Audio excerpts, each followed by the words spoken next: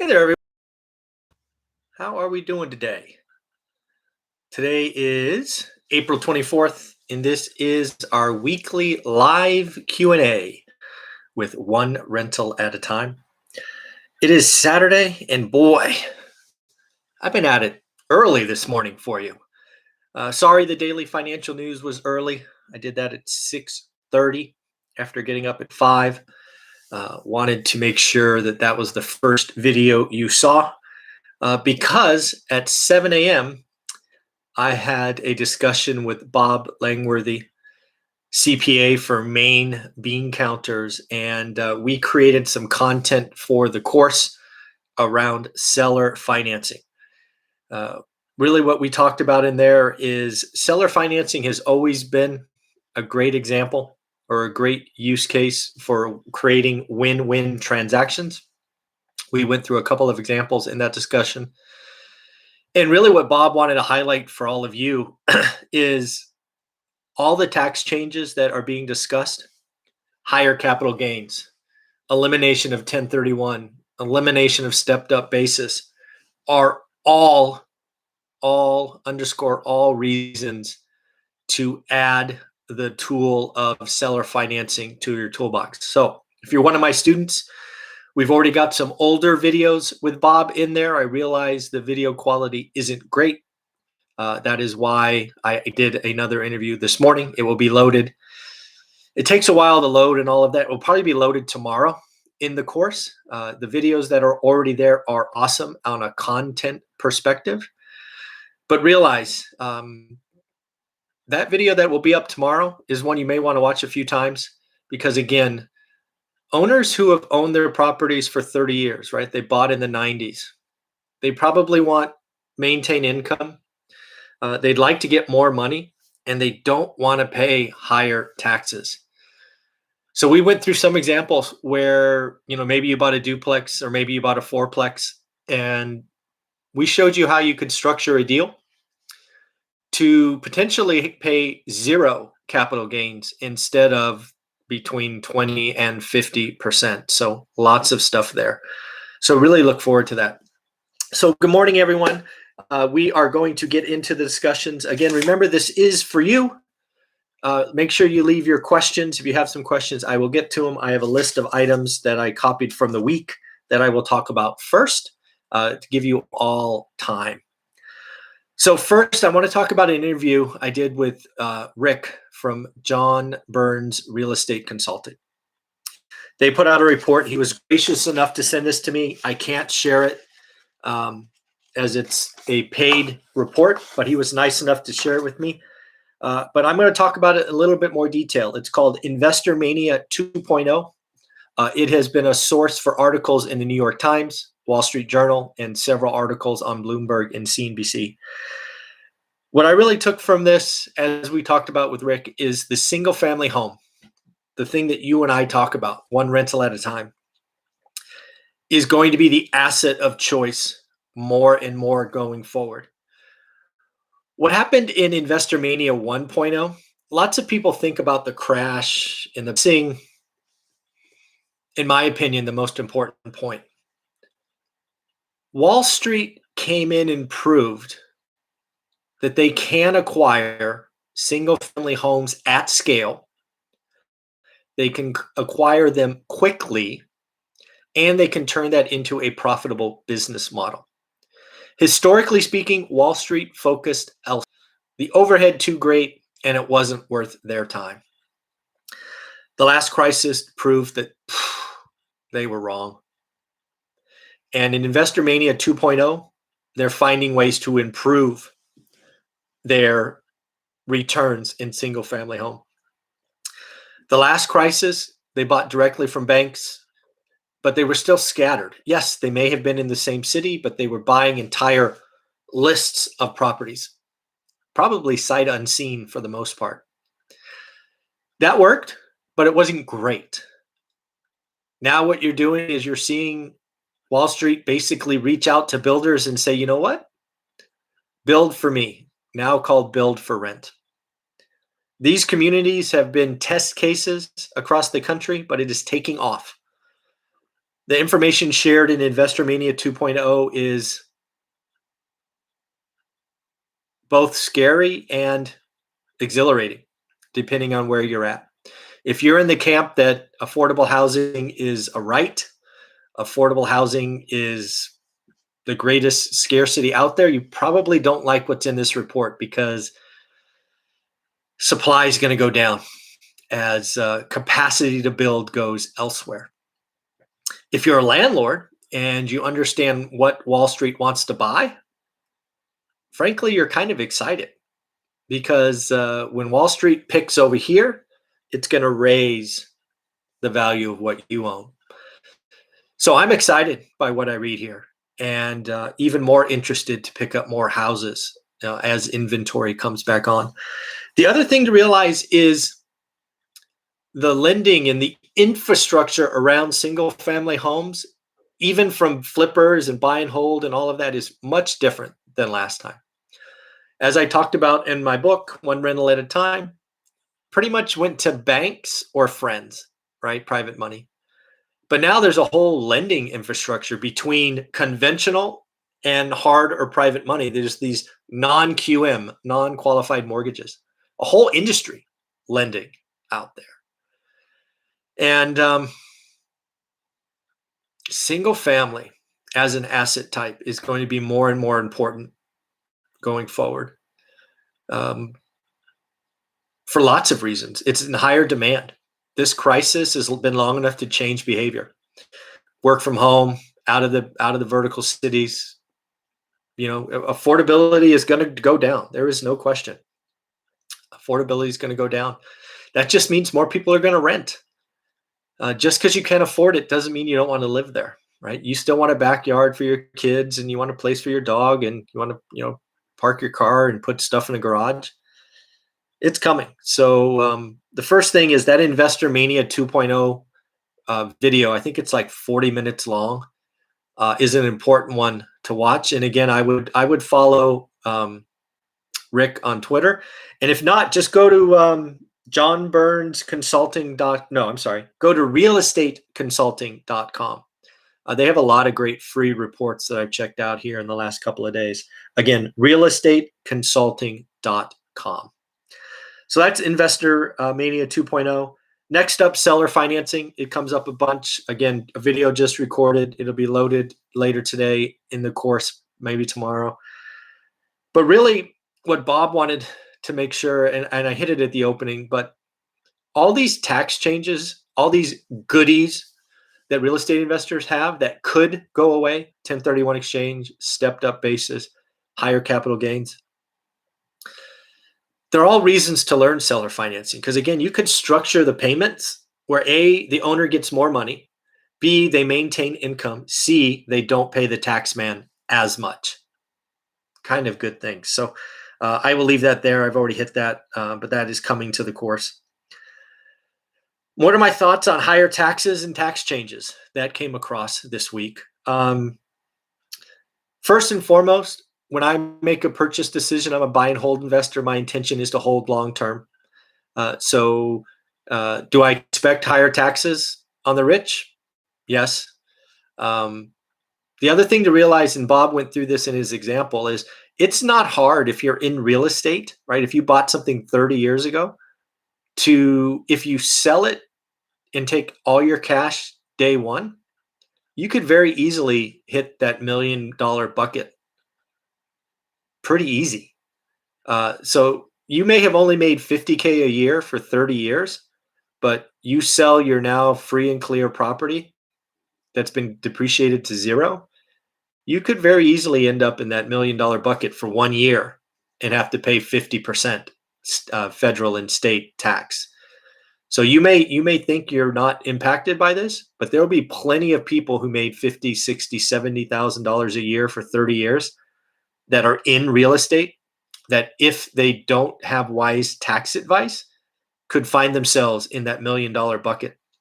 And we went through one example where somebody lost 3/4 of their gain in a property. It's frankly pretty scary. So watch out for that. I don't make my investing decisions based on taxes. That's one thing I want to put out there. Um, I do think others do. I think there's a lot of traders out there and speculators that will make knee jerk reactions. That's not something I do. Um, but yeah, I think the tax landscape will change. I think real estate will be under attack for at least this administration. So get ready, learn, but be flexible. Learn what to do with it. And I'm so glad I did that interview early today with Bob Langworthy. Again, remember this live stream is for you. Leave your questions here on the live chat. I will scroll to the top and just go down once I'm done with the topics. I do this to buy you all some time to input your questions. If history serves, I'm able to get through most of the questions, if not all of them, in the hour we have together. Next up, Section 8. I had a call with Himlane talking about Section 8. I've hopefully made it clear, but if you're new to the channel, I believe the Section 8 or housing assistance is a wonderful program. I know some people don't like it for the extra headaches.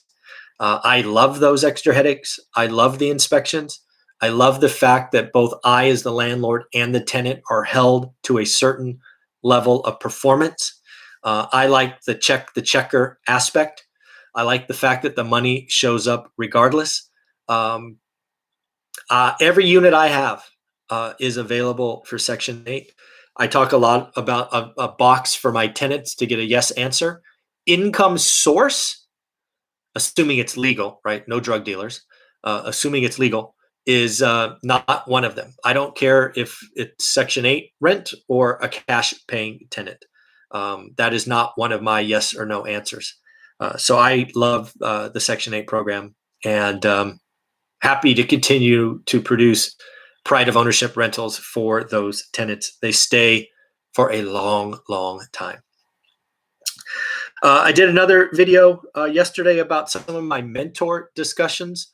A couple of folks that got mentoring time with me really wanted to talk about the pain that they suffered in the '08 crash.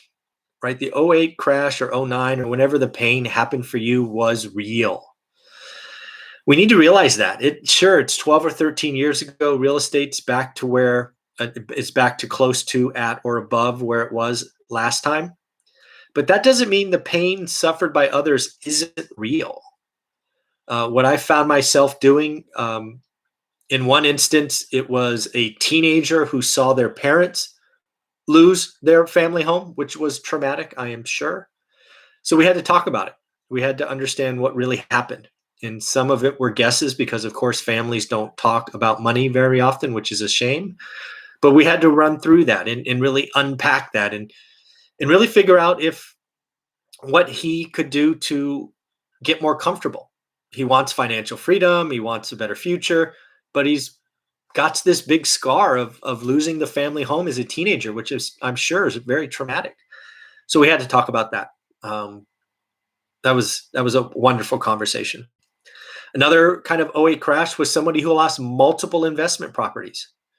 Once you lost one, it kept going. So some things that I just wanted to highlight are lessons we should all take from '08, whether you suffered or you didn't. First and foremost, a lot of the pain came from the simple debt structure, the loans we took. We took adjustable rate mortgages. We took neg am loans. We took liar loans. There wasn't really a great qualification process. So if you got in with a liar loan and you made 40 grand but said you made 400, for example, which really did happen, they just added a zero. You probably weren't ready for home ownership. I mean, I don't mean that to be mean. It's not what I'm trying to do. It's just you weren't ready, right? Owning a home is expensive. Stuff breaks, and as the homeowner, you're responsible. And utilities go up in the summer, and I mean, there's taxes and insurance and all these things. So realize that if you got into a home and you weren't financially ready, kind of got what was coming, and shame on the lenders for doing that. Also, if your debt structure relied on appreciation never falling. There were plenty of people that bought investment properties that were negative cash flow on purpose because the plan was to refi in a year or two. Not what I advise. Betting on appreciation in any asset is not something I like, right? Buying one rental at a time is a cash flow game. Don't fall for the just don't fall for the story that things don't crash or don't fall. It's not true. The other thing is a lot of debt structures had these are just so silly. They qualified people at 0.9% interest, and then 2 years later it reset to like 9.9 or something horrific. That's not a debt structure that works. So again, a lot of the '08 pain was caused by bad loans, either or just bad loans. So don't do that. 30-year fixed rate with a 3 or 4% on it. Next, talking with the investor who lost multiple investment properties. What happened in that case is they had a couple of cash flowing rentals, but what happened is they got uber excited by their net worth growth, and they figured some is good, more is better, and they started expanding by leveraging, by peeling off debt from here and buying more, and then debt from here and putting more. The debt structure, once it collapsed, once the first domino fell, it was just a matter of time for all of them to fall. So don't do that. And then lastly, again, I call it out in my book, One Rental at a Time. It's something I watch still to this day. You got to watch the affordability index, right? My market of Fresno is still relatively affordable and healthy, but that can change quickly. Prices went up 14, 15% last year. They'll go up 11, 12% this year. They'll go up 5, 6, 7 next year. You take that on top of rising interest rates, it won't take much for that combination to crash affordability and get unhealthy. So watch that. And then the last topic I just want to go through, and again, remember, I'm going to get to your questions. Ask them on the side. I will scroll to the top and answer them all. I do believe the perfect storm of housing inventory is starting to recede. I am starting to see inventory come on and come off, but it's starting, right? People are starting to go, oh my God, I have equity in this home. So what I think you're going to see for the short term, especially if you're a real estate agent, is something that is called contingency sales. So, hey, I want to sell my old 10-year house and I want to buy something, but I'm not sure I can. It's going to be, hey, I will sell my house contingent on me buying another one. I expect contingency sales to explode in the short term, probably the next 3 to 6 months. And you can envision several contingency sales tied together. I'll sell mine contingent on this, and I'll sell mine contingent on that. It's happened before, and I think it will happen now. So that's what I got for you. Investor Mania 2.0, critical video to watch. Go follow them at realestateconsulting.com. Seller financing, stepped up basis, cap gains, loss of 1031, key elements, higher taxes, Section 8, and 2008 lessons. All right. Okay, let's take a breath and let's go to the top. Hey, Jeffrey, Ultimate Bargains, Tamika, Nathan, how are you? Brian, good morning. Dion, howdy. Prasanna, good morning. Smash the like button. Thanks, Dion. I appreciate that. Chris, good morning. Nathan, good morning. All right, Josh. With all the OE, they will have to continue to change tax code on the wealthy. Seller financing is a great tool. Thanks for sharing. Absolutely. Yeah, I mean, that conversation with Bob this morning, that will be in the course again, probably tomorrow. Man, I would start marketing seller financing hard to owners. It's going to be very interesting. If you think affordable housing is a right, then you need to move to North Korea. Oh, yes, there's no free lunch. I didn't say I believed it was a right. I think other people may think it's a right. That's funny. Yeah, I didn't say that. I don't think it's a right. There are no free lunches. Absolutely. Hey, Lewis, good morning. Oscar, good morning. Fontana, California. That's cool. All right. Persona. What do you got? Rent yield and cash on cash numbers kept me out of getting into bad deals while the agents just sell based on cap rates. Thanks, man. You're so welcome. Yeah. Most agents don't really even understand cap rates. They just spout them because they think us as novice investors don't.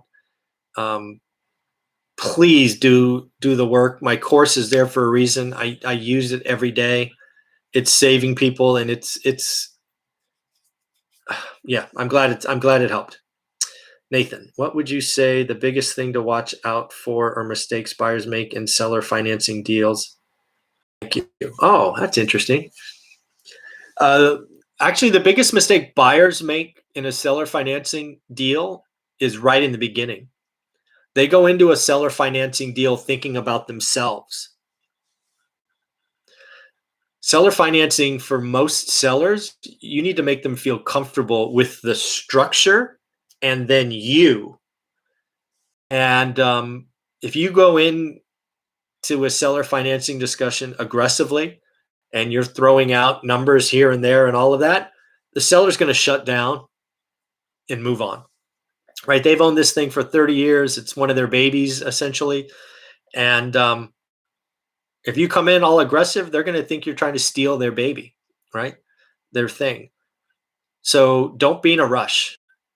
Educate, educate, educate. Bob and I go through an example that will in the video this morning that'll be in the course tomorrow. You need to get really comfortable. You need to watch it. You need to practice it. You need to take that discussion to someone else and practice, practice, practice. Because again, if you do it right, the seller gets more money, the seller pays less taxes, the seller maintains income, and oh, by the way, they control the asset just in case you don't pay. Pretty awesome. But yeah, too many new investors go in uber aggressive and realize the first step is education. That's what I see. Paul V, good morning. Josh, where'd it go? 0% in imputed interest. Mike, what is the best way to find real estate meetup groups? It seems like the ones in my area want to charge you money to join. Is that the norm? I'm in SoCal at Redondo Beach. So Mike, I don't have any secrets here. Go to I think it's meetup.com is probably the best place. Bigger Pockets as well.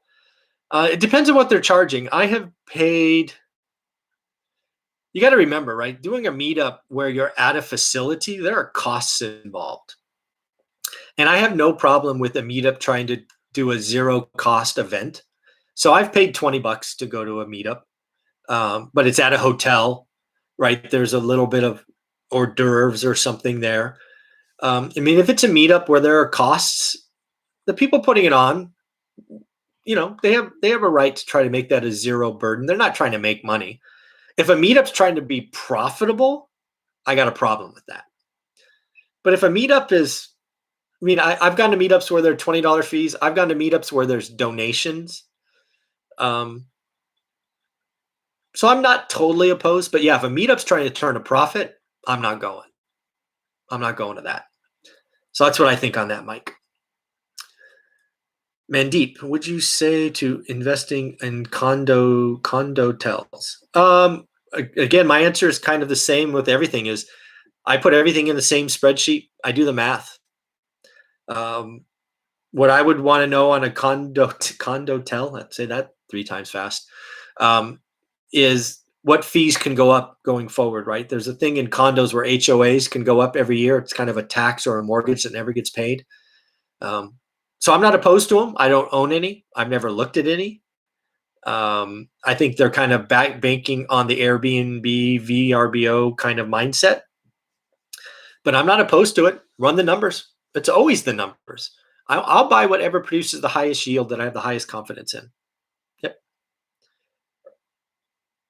I heard you say to use PMC. I'm guessing that's private. What is that? Property management company, maybe? How would you say to find property management? Okay. What makes them good? What fair cost to pay for property management company? I'm going to guess that's property management company, Kevin.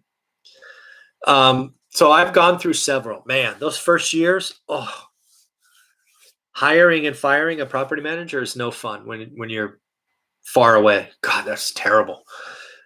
For me, the best thing looking back is I want to know about the owner. I want to know about the owner. What's the owner's main source of income? Is the owner a real estate agent, a broker that does this for keeping the lights on money? Is this person a mortgage broker or lender where they're using it as a lead source? Or are they an investor who has a decent portfolio that's like, you know what? I'm already managing mine. Why don't I manage others? I want to work with a company in the last bucket.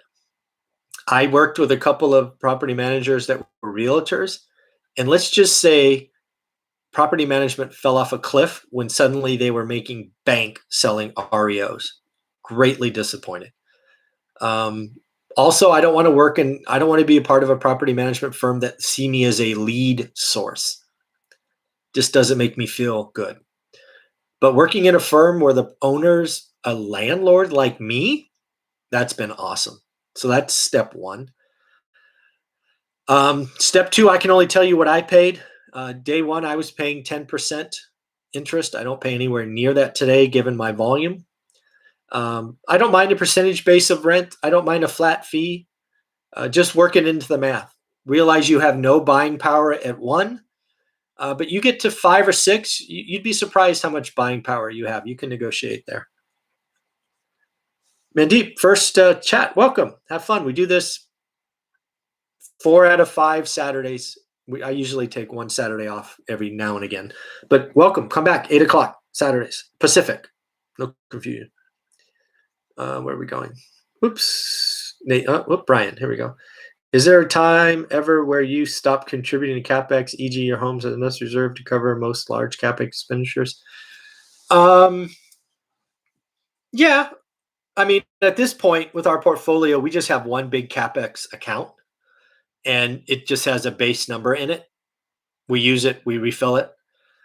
But yeah, so I look at the CapEx number 2 different ways, Brian. One is I put it in my yield presentation or my yield calculation. You're a member of my course. You know what I'm talking about, Make Ready, and also monthly CapEx. I use it always there, but now that once I own it, it's mine, right? So I have an emergency account over here. I have a CapEx account here. And yeah, I don't contribute to it unless I use it, and then I build it back up. I'm not contributing every month anymore. It's just one number. Because thankfully, all roofs don't break at the same time. Knock on wood. Hey, Nathan. What are pros and cons of putting all utilities in landlord name, then charging tenant once a month for cost of utilities? Well, Nathan, you were signing up for a headache. I've had to do that like for a while. I was buying 2 houses on one lot that had one electrical meter. And what I would do is, I would pay the electricity and then I would, 60% here and 40% there based on square footage. For me, it's a nightmare. I will never do that again. Part of the reason is I have enough. I can be lazy. I can avoid confrontation. But yeah, as a landlord who's going to pay the bill and then bill it back, in most cases, you are signing up for headaches, in my opinion. Hey, Josh. Sorry, QE. I don't know what that is. Is that a question? Quantitative easing, if you're using the acronym, I think you're talking about. Hey, Nathan. Regarding my seller financing question above, you said a lot of things to do, which is great. Thank you. Question is, how much do you do? How much do you do when you work with an agent? I don't know what that means. Regarding my seller financing.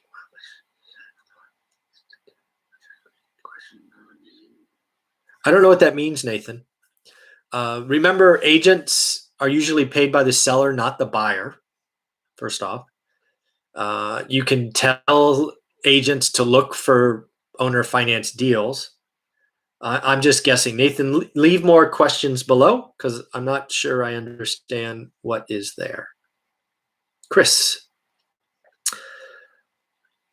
what are the key differences between traditional mortgages versus commercial, 5 units and above? Lots of things. The most important is with residential, 4 and below, 30-year fixed rate money. They can't call the loan if the value of the property falls. No loan covenants other than you can't transfer the loan, due on sale clause, things like that. With a commercial mortgage, as people are about to find out, there are dozens of loan contingencies that could put you in technical default very, very quickly. The value of the asset falls. Check out office buildings in Manhattan. Vacancies up, rents down, cap rates up, value down, loan covenants, boom, in default. There's going to be a lot of people that get into technical default with commercial very quickly. The biggest thing also is commercial, you have interest rate risk. Typically, commercial has 3, 5, 7, sometimes 10-year terms that force you to refinance or adopt a variable rate mortgage into an environment that you and I both think rates are going up. Today, residential, you can get 30-year fixed rate money at 3% or 4%. And it doesn't matter what happens to inflation in the 10-year note and the Fed funds rate and all that other nonsense. You are locked in for 30 years. So there are huge differences between residential and commercial financing. Not to mention down payments. I mean, there's lots of things. Commercial, typically is 35%, sometimes 40% down. Residential, 20, 25. These are all investment loans. Lots of other things as well. The paperwork's different too. But anyways. Brian, do you think the summer will lead to an increase in inventory, or do you see increased buyer demand? I see increased inventory. I see increased sellers. I see increased contingency sellers. It is hard for me to believe that demand can go higher. It is already, I think the question is, does demand fall? I don't think demand goes higher. I'm not sure how it could go higher. But yeah, I think inventory is coming. I look at my market every day, folks, and it's already coming. It's just being absorbed quickly. More listings are coming. Just watch every day. Chris, Mike, what is a average good, great cash on percentage in your market of Fresno? So today, average is 5%. Good, 6, 6.5. Great, 7, 7.5. Again, every market's different. Learn yours. Where did we go? Sorry. Mike, quick shout out to Sean Penn, who was a party 2 months ago. He got me a 30-year. Oh, awesome. I'm glad that worked out. Cool. Purchasing a mobile home park. Run the numbers, do the math. A lot of those bigger assets, it's who's going to do the day-to-day management. It's not going to be me, that's for sure. I wouldn't want to manage a house next door, let alone a mobile home park. But yeah, run the numbers. They can be great assets. Chris, can you speak with Anna Kelly and break down the cost structure of financing when she purchased 73 units in PA I can ask her, sure. Good day, Michael. Chat room. Hey, Jerome. Thank you. Lewis, if tax deferment 1031 goes away, what's your opinion on those that has their business? I'm not sure. So, Lewis, as always, if I don't know, I don't know. I don't know what you mean by daisy chain template that has their business set in this daisy chain template. If a tax deferment goes away, what are your opinion of those that has their business set? Are you asking what happens to the companies that do facilitate the 1031? Well, the answer is they go out of business. If it doesn't exist, kind of defeats the purpose. Rough. Nathan, the agent does all the talking? Not sure what that means. In some locations, the utility bill records can follow the property or the tenant. Okay. Oh, the agent is the one interacting with the seller, so they control the conversation interaction. Again, in this example, I'm the buyer and the agent is my buying agent. Got it. So what I would do, and I've had this happen many times, and what I do with the agent is I ask the agent, are you comfortable talking? Are you comfortable with the accounting behind why seller financing is good for the owner? And if they say yes, I say, great, tell me. Most of the time they can. The good news is most of the time they can't, and they will admit that they can't. I say, great. I would love for all of us to have a conversation about why the accounting is good for the owner. Stop there. Your job's not to educate the real estate agent. Don't bother. Just ask for a meeting, include everybody. So there's no he said, she said nonsense. Just ask for a meeting, ask for a phone call. All you can do is ask. Jane, with the new lending rule for investment properties, the costs have gotten higher for those loans. I'm seeing price cuts on larger properties now. Yes. We had a conversation with Matt, the mortgage guy, 2 or 3 weeks ago. We talked about the FHFA changes going down to 7%, all of these things. Yeah. As we said, interest rates will go up, fee structures will go up, interest rates go up, cap rates go up, prices come down. It's happens every time. That's the beauty of being in this business 20 years. You can see the future, and we called that one right. Mike, what happened with your vacation at Sandals Resorts? Oh, well, thank you for asking. Well, as you know, probably it was canceled. American Airlines decided to cancel my flights, which meant my lovely first class tickets that we paid up for were not valid. We were not willing to take horrible connections, so we canceled the trip. I have not found the next one because even though I was paying first class, I'm also got a deal. I'm pretty cheap. I've gone back to compare every vacation we saw before we picked this first class, and it's all more expensive. So, knowing us, Olivia and I probably won't take a vacation in July. I will probably take a vacation in September when all of you kids go back to work or go back to school. I'll just take vacations when everybody else is working. So, pretty disappointed still. I was looking forward to that trip. Thank you for asking, Mike. Jerome, are these property management companies enduring holding costs losses right now, and are those properties becoming worth? Are these property management companies enduring holding cost losses right now? I'm not sure why the property management company. I'm not sure what that means. So again, I can only use me as an example. I have a couple of non-paying tenants, which is I think what you're getting at. The property manager still gets paid because they're still doing their job. I'm not collecting rent. I still pay my mortgage if I have a mortgage. I still pay repairs if there are any. It's a headache. Are they worthless? No, they're not worthless. No, they're not worthless. Steve, how you doing? Some non-QM lenders offer 30-year fixed on multifamily and commercial, and our rates are not tied to bond market. Cool. Look at that. Non-QM. Again, one of the things we talked about in Investor Mania is the infrastructure around in lending. There's traditional and hard money. Non-QM lenders are changing the game, and there's a lot of money there. Persona, how is Vegas housing market? In one word, stupid. In another word, insane.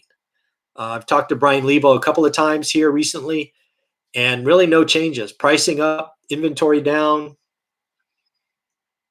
I don't think we're going to see the pain that I thought was coming.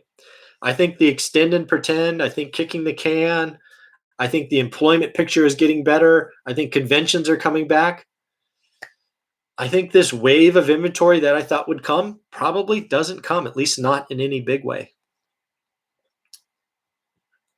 FYI, commercial conduit loans are not redeemable. They must be assumed with qualifications. Some can have yield maintenance clauses that requires, yep, all those things. Lots more loan covenants and rules and whatnot on commercial. John Doe, is it common for a bank to reassess an untouched HELOC on a property that's value has gone up substantially since the HELOC was taken out? Is it common? No. They'll do it if you ask. I don't think many banks will just naturally increase their loan exposure and risk. I don't think that's a natural thing banks do. Um, I think, in fact, I think it is far more likely. Let me say it this way. I have not known any banks to just go, hey, you have a 100K equity line. Let me give you 200. That doesn't happen very often. I've seen lots of instances where they go, you have 100 and now we're scared we're going to close the line or we're going to whack it in half or whatever. So I've seen them overnight take loans away or HELOCs away. I don't recall one going up. I'm sure it happens. I've never seen it. Hello, Robley. Hope I'm saying that right. I'm already seeing inventory in my area, South Orange County, California. Would you buy in my area? I'm looking to house hack. Sold my house right before the pandemic. Well, first off, congratulations on your timing. You must be sitting on a bunch of cash. I would do the math. Orange County, California is a very expensive market. Again, I don't know it well. I just have friends that live in Orange County, and let's just say it's expensive. But do the math, run the numbers. I don't know what the employment picture is like in Orange County. I don't know if people are going back to the office. I don't know space. But damn, if you're going to do anything in Orange County, a house hack could probably be the way to go. I don't know the numbers, don't know the math, don't know any of those things. Oh, looks like we got two people that know each other. Hi, guys. Stevie Wonder. Hey, Mike. Just wanted to share closing next week, 2.8, 30-year conventional loan. Damn, 2.8. Look at you. Woo! 975 with a payment or rent of 21. Like you said, get that cheap money. I like it. You're smart. Where'd I go? Reggie. Hi. Most of the lenders have a minimum loan amount. Do you know any lenders that lend 50K and less? I mean, you could do, one of the things you could do. So first off, you get to blame, I think it's Dodd-Frank bill. It is not profitable for banks, lenders to do loans under 50K given the loan requirements. However, Reggie's.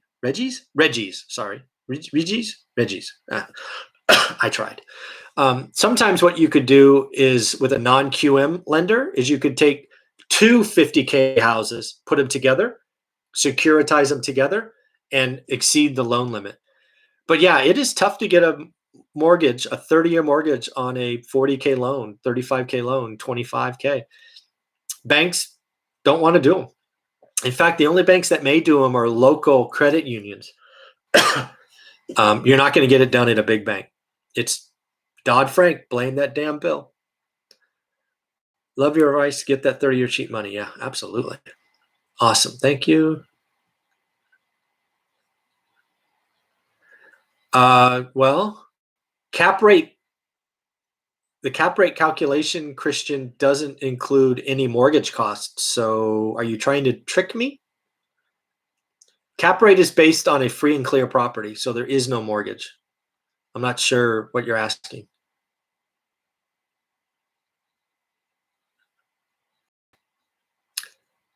Well, if you're talking about just the fees and costs, sure, yeah, it's real money, yeah, but it's going to be, should be inconsequential based on the loan amount.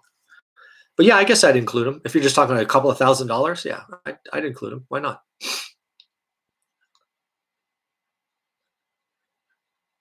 FYI, cap rates are mathematically tied to interest rate loans, loan parameters.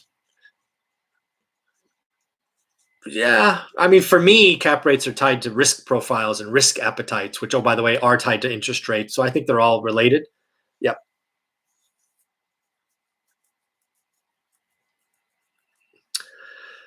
John, you talked about your strategy of buying below the median home prices. Is that because people above the median would rather buy than rent?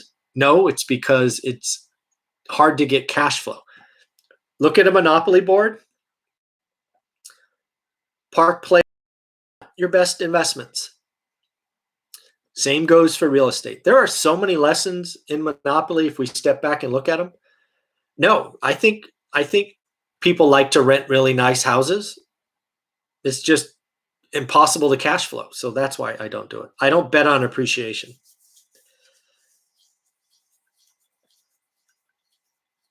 Yeah, that's right, Steve. Yes, if we do a California vacation in the summer, it will likely be driving, which for me is California, and probably something on the water just to totally chill out. You are right, Steve. Cool. All right, Steve. What's better, an ARV loan? What is better, an ARV loan 20 to 25% down off the purchase price and lender covers 100% of rehab, or lender covers 100% of purchase price and buyer investor covers 100% of rehab costs? Oh, that's an interesting question. For me, that would all depend on, wow, I'd have to run the math. That's an interesting question. ARV 20 to 20. So again, let's say ARV is 200, put 20 down, it's 40K, do it this way. I don't know. I'd have to run the numbers. Both are interesting. Both could be the right answer based on the amount of make ready. It's all a cash number, right? If make ready is less, I don't know. That would be an interesting loan to look at. That would be something that a burr buyer would have to look at. I don't do lots of burrs, but if you're looking to recycle capital, that could be a great question. I don't know. I can't do that math in my head.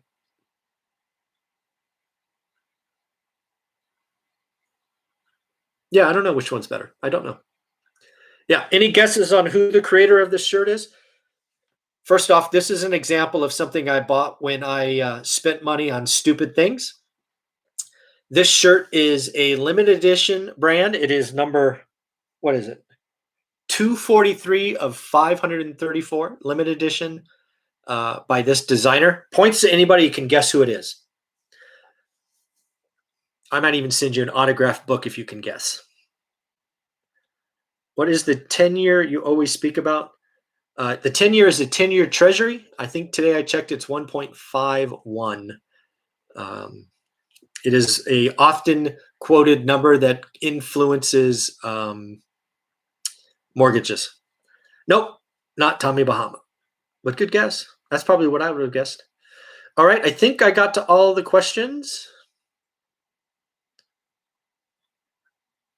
Did I miss any? Nope. See you in Facebook. Yep, I will be with my students. If you don't know, I do a student call at 9 a.m. in Facebook Live. It's always fun, a little more intimate. It's okay to buy things. That's what we get when you work every day. Yep. Charlie Sheen shirt. Oh, that's funny. That's funny. That's funny. I find that really funny. All right, everybody. Thank you for your time today. Again, go back and watch the Investor Mania 2.0. It really tells you why single family is the place to be.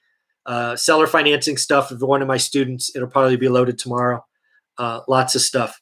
Eddie Bauer. Nope, not yet. All right, everybody have a wonderful day. Take care. Saturday, great day to make some money. Let's be better than yesterday. Bye.